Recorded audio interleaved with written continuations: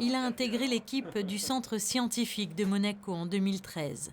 Vincent Picot s'intéresse assez tôt à la science et plus particulièrement à la biologie.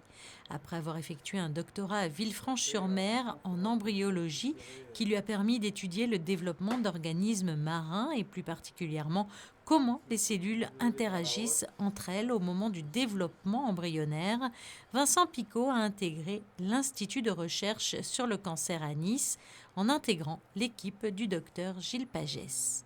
Avoir un background, un bagage scientifique en embryologie, on peut se dire que ce n'est pas nécessairement un avantage pour travailler sur le cancer ensuite.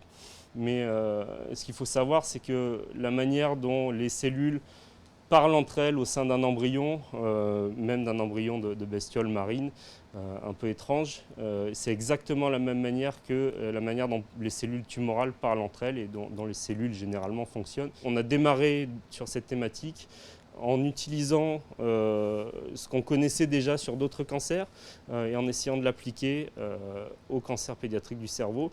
Plus particulièrement, on a essayé de comprendre comment fonctionnait l'angiogénèse tumorale dans les cancers pédiatriques. Qu'est-ce que c'est l'angiogénèse tumorale? C'est quand une tumeur se développe, elle a besoin d'une vascularisation pour apporter de l'oxygène, des nutriments.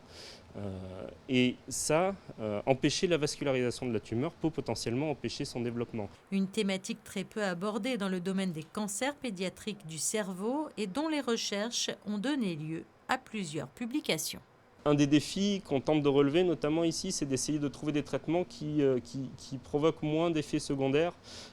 C'est d'ailleurs l'objet de notre étude qui est en cours de publication actuellement, où on a découvert qu'une molécule actuellement utilisée chez les adultes présente moins de toxicité vis-à-vis des cellules normales, peu de toxicité vis-à-vis d'organismes jeunes, ce qui nous laisse, et une très bonne efficacité antitumorale évidemment, parce que c'est l'objectif, ce qui nous laisse espérer que ce traitement, lorsqu'il sera essayé sur les patients, donnera moins d'effets secondaires et donc moins de séquelles potentiellement à long terme que les traitements actuellement utilisés. Un espoir donc dans le domaine de la survie et dans celui des traitements, car pour l'heure, ces derniers sont très lourds à supporter pour les enfants et provoquent encore de nombreuses séquelles.